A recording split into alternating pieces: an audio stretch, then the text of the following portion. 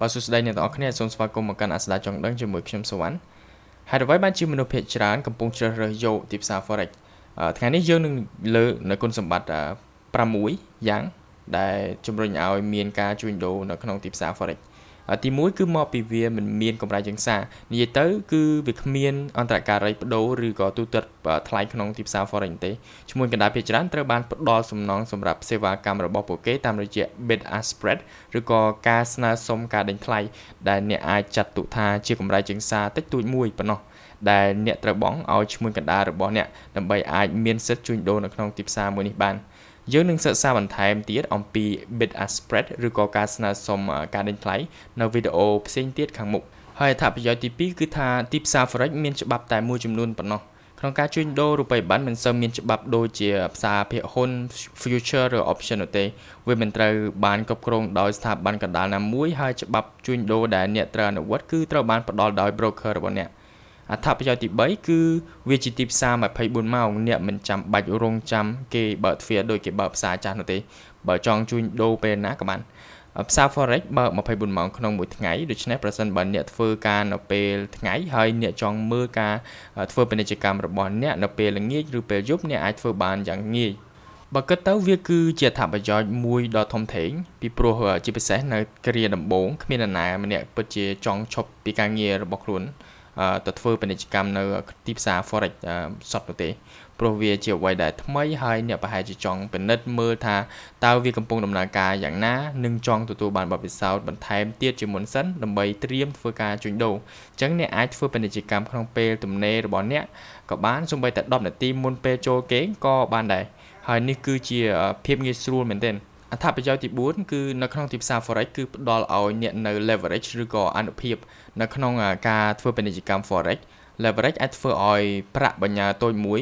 អាចគ្រប់គ្រងចំនួនទឹកប្រាក់បានច្រើន leverage ឬអានុភាពផ្ដល់ឲ្យពាណិជ្ជករនៅសមត្ថភាពក្នុងការរកប្រាក់ចំណេញបានយ៉ាងល្អមួយហើយក្នុងពេលតែមួយនោះដែរអាចរក្សាហានិភ័យឲ្យនៅអបបរមា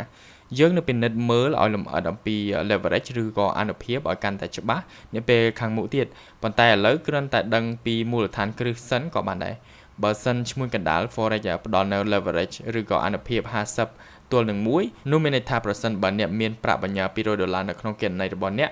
អាចទិញឬលក់រូបិយប័ណ្ណដែលមានតម្លៃ$10,000បានអ្នកគ្រាន់តែយកប្រាក់ចំនួនទឹកប្រាក់ដែលមាននៅក្នុងគណនីរបស់អ្នកទៅគុណជាមួយនឹងអត្តពល leverage ឬអានុភាពនោះអ្នកនឹងទទួលបាន$10,000ហើយស្តៀងគ្នានេះដែរជាមួយនឹងប្រាក់$1,000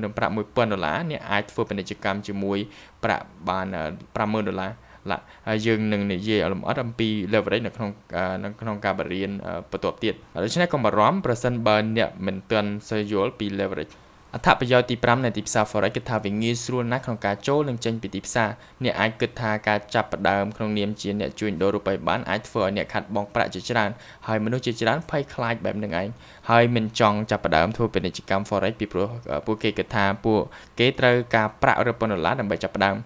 ការពិតទៅគឺថានៅពេលប្រៀបធៀបវាទៅនឹងការជួញដូរភាគហ៊ុនឬជួញដូរ option ឬ future វាពិតជាមិនបែបនោះទេឈ្មោះកណ្ដាល Forex តាមអ៊ីនធឺណិតផ្ដល់ជូននៅគណនីជំនួញខ្នាតតូចដោយខ្លះតម្រូវដាក់ប្រាក់បញ្ញើក្នុងគណនីត្រឹមតែ$25តែប៉ុណ្ណោះប្រសិនបើអ្នកចង់ដកប្រាក់បញ្ញើរបស់អ្នកមកវិញអ្នកអាចធ្វើវាយ៉ាងស្រួលដោយគ្រាន់តែចុចមួយคลิกតែប៉ុណ្ណោះនៅលើទូរស័ព្ទដៃឬក៏កុំព្យូទ័ររបស់អ្នកហើយអត្ថប្រយោជន៍ចុងក្រោយគឺអត្ថប្រយោជន៍ទី6គឺថាវាងាយស្រួលក្នុងការទិញនិងលក់យើងបានលើកឡើងរួចមកហើយថាទីផ្សារ Forex គឺជាទីផ្សារហិរញ្ញវត្ថុដែលរាវឬក៏ liquid បំផុតនេះគឺជាគុណសម្បត្តិសំខាន់ណាស់ព្រោះវាមានន័យថាគ្រាន់តែចុចមួយคลิกអ្នកអាចទិញនិងលក់បានភ្លាមៗគិតមើលបើមានទីផ្សារមួយដែលមានអ្នកចូលរួមត្រឹមតែខ្ញុំអ្នកនិងមិត្តភ័ក្តិរបស់អ្នកប្រសិនបើអ្នកចង់លក់កុំព្យូទ័រដៃរបស់អ្នកមកពួកយើងក្នុងតម្លៃទីផ្សារណាមួយអ្នកត្រូវសួរពួកយើងទាំងពីរនាក់ហើយមិនប្រកាសថាយើងនឹងទិញរបស់អ្នកនោះទេចុះបើសិនជាមានទីផ្សារមួយដែលធំមានអ្នកចូលរួមរាប់លានអ្នកហើយមួយថ្ងៃទិញការជួញដូរនឹងរាប់ពាន់សែនដងក្នុងមួយថ្ងៃតើយើងមានឱកាសនឹងលក់កុំព្យូទ័ររបស់អ្នកហ្នឹងវាខ្ពស់យ៉ាងណាអញ្ចឹងវា liquid ដែលរាវការទិញនិងលក់ហ្នឹងគឺស្រួលមែនទែនបាទទាំងនេះហើយគឺជាអត្ថប្រយោជន៍ទាំង6នៃទីផ្សារ Forex ហើយសង្ឃឹមថាអ្នកទាំងអស់គ្នាបានយល់ហើយកុំភ្លេចជួយ Subscribe ផងអរគុណច្រើន